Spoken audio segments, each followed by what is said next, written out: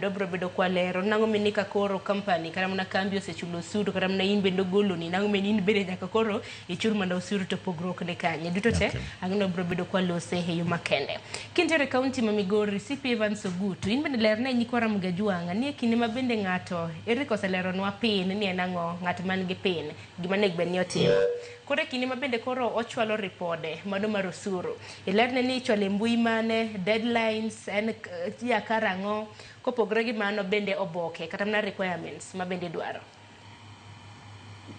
Erokamano ahinya Sharon. Kochakore kaka nowacho ni period monego bed ni ng'ato sani file return mare en period manokalo manochakore January 2024 to December 2024.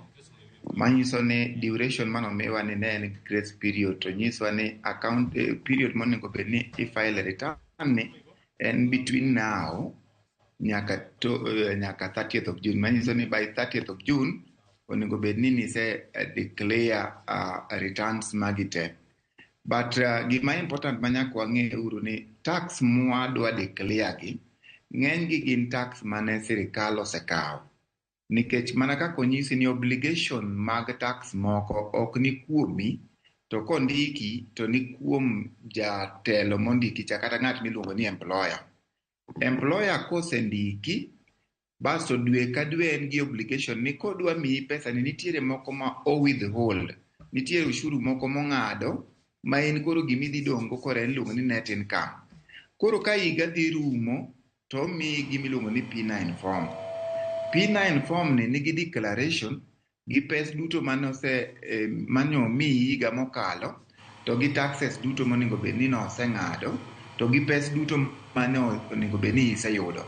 Koro imbi compare the P9 form mari ni kano pono ondiki tidhi login e website mar iTax kata KRA. Kise login kacha nitiere pin ma osewachnwa kanyo ni the unique identifier mari. Tiketo password mare, tichaki keto arithmetic computation moro magidwaro kanyo. To kise donje iye kanyo, to nitiere sections makoro wadhi chako jase gini. Nitiere gima wacho ni download kata Excel sheet kanyo mondo mi chak enter details. Ikawo mana details mantie P9 form ka kaka gin tirwako gi kacha. To kidhi adhiya stage by stage by stage, kidhi gik mwisho onyalo kelo ni gik moko adek. Onyalo kelo ni nitie ushuru moro monego bed ni pod onego ichul. Nitie manyalo wacho ni kaluwore gi P9 form mari gi declaration mar KRA gige duto nikech en auto populated.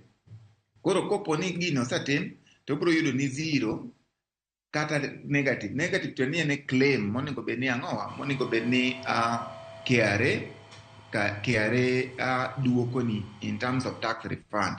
Koro ma en chik achiel monego bed ni waluwo ne jowa manondike e yore mopogore opogore gi employers gi nosebedo koremit taxes gi. To nitiere kendo ushuru monego bed ni kaka in seche moko ok ondiki to nitiere other sources magi monego bed ni ne nitie kaka inyalo yudo gi other individual kaka in. Maybe ne en gi ute ni moko. Koro en income tax mi declare on revenue miyudo mopogore gi mar tich. Mano bo miyi ni i-declare other alternative mare. Tima ok ochuno ni nyaka imany auditor kata certified public accountants kaka wan olos ni books kaka individual. Tinyalo declare koro iluongo ni self declaration. Koro magi duto gin stages mwadhi bedo godo kwang'iyo ni section A wachang'o maybe basic information mabro dwaro mani i-enter pin mari, i-enter duration midwaro, iket kata employers details kuma itiye. Mar ariyo chaki ng'iyo ni pesa duto miseyudo miluongo ni cash benefit. To be nitiere gima nyo miyi gi employer mari ni maluongo ni non cash benefit machalo kaka gari kano miyi, do you have a car? Be nitiere mogik.